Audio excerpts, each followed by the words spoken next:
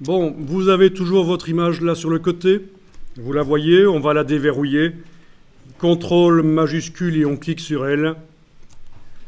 Et je vais peut-être faire une copie tant que j'y suis. Je vais faire un CTRL-C, CTRL-V. Voilà. Je vais travailler sur cette version-là. Bien. Je l'ai mise à droite là, vous avez vu. OK.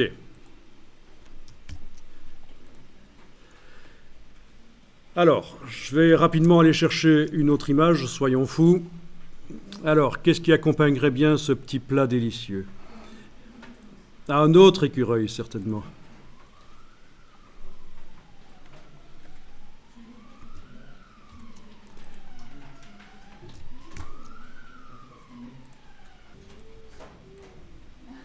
Enregistrez-moi cette bestiole dans le même dossier. Voilà. Et vous pouvez l'importer dedans, dans le bloc qui est actuellement sélectionné. Je vais importer cette bestiole. Voilà, superbe. Extraordinaire. À un certain moment, vous verrez que quand on fait des titres ou des décorations, des pavés couleurs décoratifs dans une mise en page, ça peut être intéressant d'aller avec la pipette prélever des couleurs qui se trouvent dans les images qui sont sur la page. Et comme ça, il se passe un truc magique, c'est que la mise en page a l'air tout de suite bien parce que vous avez fait des titres ou des blocs qui ont une couleur qui est une de celles des images. Incroyable. Mais ça, c'est une autre histoire. En tout cas, voilà. Ce qu'on va faire ici, c'est qu'on va coller, on va faire différemment.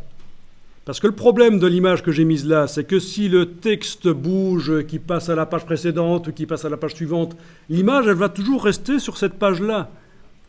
Ouais, il ne serait pas passé sur la page précédente parce que je suis sur la première, on est d'accord, mais le texte pourrait passer sur la page suivante si je colle un paragraphe au début.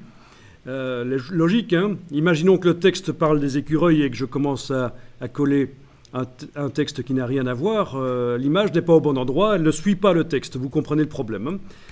Donc ce que j'ai montré là, c'est une manière de faire, que vous avez d'ailleurs expérimenté pendant la première partie du cours, la partie fondamentaux de la mise en page.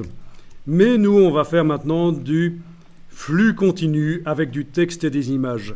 Alors voilà, il faut prendre l'outil texte et aller insérer le curseur texte à un endroit où on veut mettre l'image. Donc je vais mettre plutôt vers le début d'une colonne et je vais carrément couper un paragraphe en deux. Donc, ah oui, j'ai pas accès à ça parce que dans la palette calque, le calque de texte principal est verrouillé. Je vais le déverrouiller. Voilà, évidemment. Donc j'en étais en train de dire que je vais cliquer au début d'une phrase, par exemple, voilà le curseur qui est au début d'une phrase, et touche retour chariot, donc la grosse touche entrée sur le clavier. Une fois, deux fois, je me retrouve donc avec un paragraphe vide. Incroyable. Je vais enregistrer le document, on n'est jamais trop prudent, il ne faudrait pas que ça plante.